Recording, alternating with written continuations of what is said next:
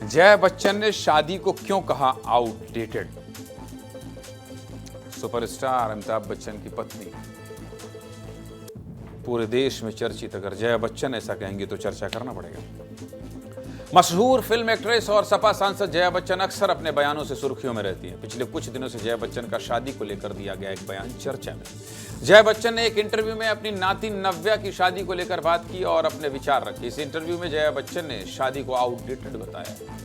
नाती नव्या की शादी से जुड़े सवाल पर जया बच्चन ने कहा कि नव्या कुछ दिन में 28 साल की हो रही हैं। उन्हें सलाह देने के लिए अब बहुत ज़्यादा बुजुर्ग हूँ। चीज़ें बहुत बदल चुकी हैं।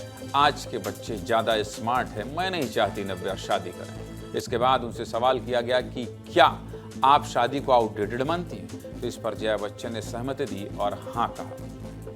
हाँ कह दिया। जया बच्चन की इस जवाब पर सोशल मीडिया पर मिलीजुली प्रतिक्रिया दे रहे हैं।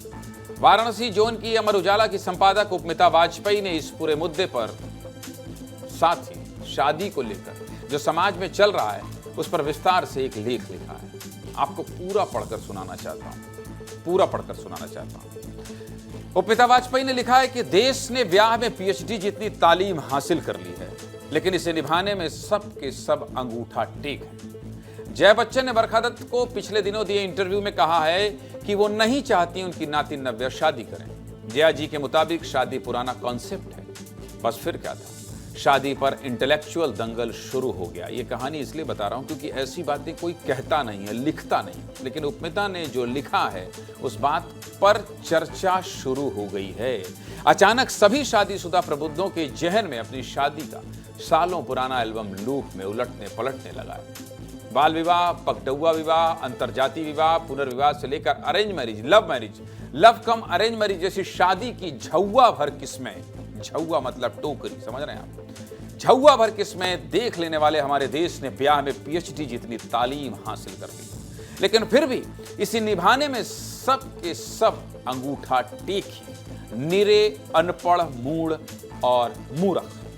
वो संस्कार जिसे वो सालों से त्याग, तपस्या, सहनशीलता और दस्तूर की पराकाष्ठा के सहारे निभाते आ रहे हैं, बाबुल के आंगन से डोली और पति की डेहरी से अर्थी वाले फॉर्मूले को संविधान जितनी इज्जत देते हैं, 7 फेरों से 7 जन्मों वाली क्रोनोलॉजी भी जोड़ लेते हैं, लेकिन क्या शादी सचमुच पीड़ा, क्लेश, संघर्ष और अपमान की मिलीजुली स्क्रिप्ट है? एक एक लाइन समझिएगा। हर caste, colour, creed, race and religion में हूबहू गाढ़ी स्याही की मदद से चस्पा की हुई। वो फिर चाहे बॉलीवुड के सबसे बड़े परिवार की पुरखिन और सबसे बड़े सुपरस्टार की पत्नी ही क्यों ना हो, वो भले टॉपर, एजुकेटेड, फाइनेंशियली इंडिपेंडेंट जैसे हथियारों से लैस एम्पावर्ड कहलाकर इतराने वाली औरत ही क्यों ना हो। शायद शादी इसके लिए भी एक आग का दरिया है।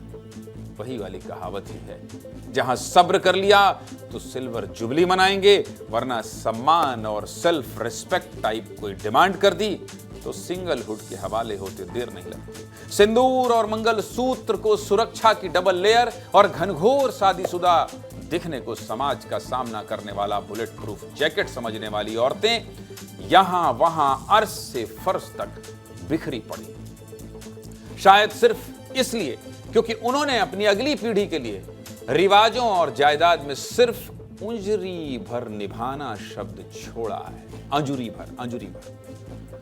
खोइचा में छटाक भर सुरक्षा ना तो उन्हें नैहर से मिली ना ससुराल से।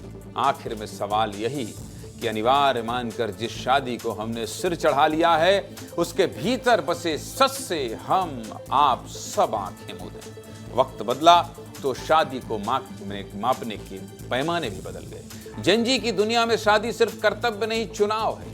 आजादी के पंख हैं, सम्मान का करार है, समानता की ऑक्सीजन और साझेदारी का सशक्त ऐलान है।